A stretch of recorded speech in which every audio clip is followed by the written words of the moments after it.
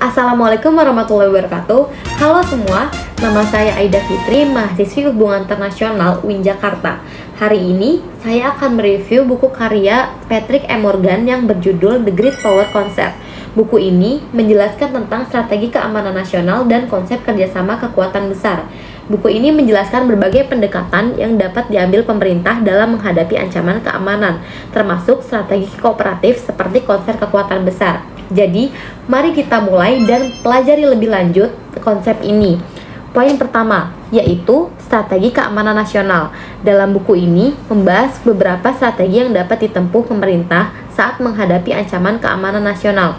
Ini termasuk pendekatan nasional mandiri, strategi distribusi kekuasaan, mencari kemenangan mudah, dan yang paling menarik adalah strategi kooperatif eksplisit. Strategi kooperatif melibatkan bekerja sama dengan negara lain, bahkan pihak yang biasanya berselisih untuk mencegah perang yang mahal dan mengatasi krisis keamanan.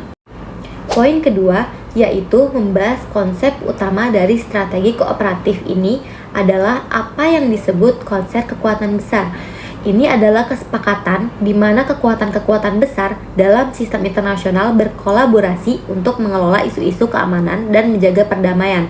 Elemen-elemen utamanya meliputi partisipasi semua kekuatan besar, tujuan untuk mengelola sistem bersama-sama, tindakan berdasarkan konsensus, dan tidak ada negara yang bertindak sendiri. Poin ketiga, yaitu sejarah konsep kekuatan besar. Konsep kekuatan besar sebenarnya bukan hal baru. Salah satu contoh historis adalah konser Eropa yang terbentuk setelah Perang Napoleon pada 1815. Ini melibatkan Britania Raya, Austria, Rusia, dan akhirnya Prancis yang bekerja sama untuk menjaga perdamaian di Eropa dan menyelesaikan perselisihan wilayah. Ide ini kemudian dihidupkan kembali setelah Perang Dunia Kedua melalui pembentukan Dewan Keamanan PBB. Dewan ini didesain untuk menjadi semacam konsep kekuatan besar baru untuk mengelola keamanan global dengan Amerika Serikat, Uni Soviet, Inggris, Prancis, dan China sebagai anggota tetap. Namun, upaya ini terhambat oleh memuncaknya Perang Dingin dan konflik kepentingan di antara kekuatan-kekuatan besar.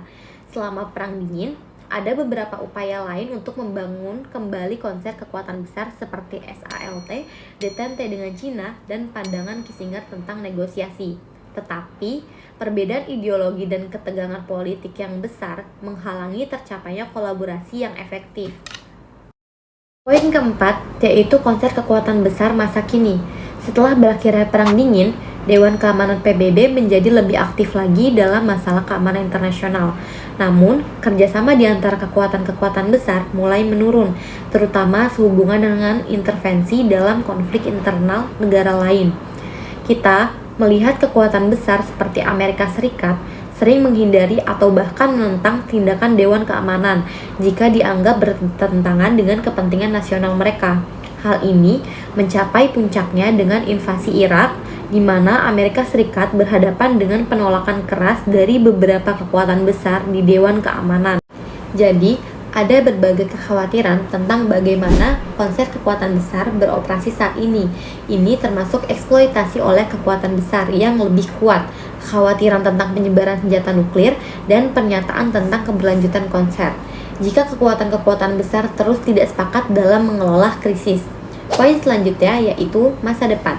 Jadi, bagaimana dengan masa depan konsep kekuatan besar di bawah Dewan Keamanan PBB? Buku ini mengatakan bahwa hal itu tidak pasti karena semakin terkikisnya konsensus politik di antara kekuatan-kekuatan besar, terutama antara blok barat dan Rusia serta Cina. Namun, ada juga beberapa tanda positif kekuatan-kekuatan besar secara umum semakin mirip secara politik, dengan banyak yang menganut demokrasi. Ini berpotensi memperkuat dasar untuk kolaborasi di masa depan.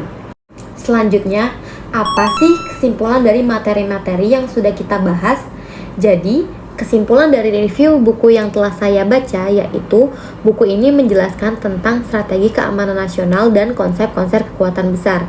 Terbukti dari sejarahnya, implementasi saat ini, tantangan yang dihadapi, dan beberapa prospek untuk masa depannya. Meskipun konsep ini menghadapi banyak hambatan, buku ini menyiratkan bahwa ini dapat diterima sebagai strategi cadangan jika solusi lain untuk mengelola keamanan global tidak dapat dicapai. Oke. Sekian dari saya. Terima kasih telah menonton video saya dan semoga penjelasan ini memberi Anda pemahaman yang lebih baik tentang topik penting dalam hubungan internasional. Oke, saya Aida Fitri, pamit undur diri. Wassalamualaikum warahmatullahi wabarakatuh.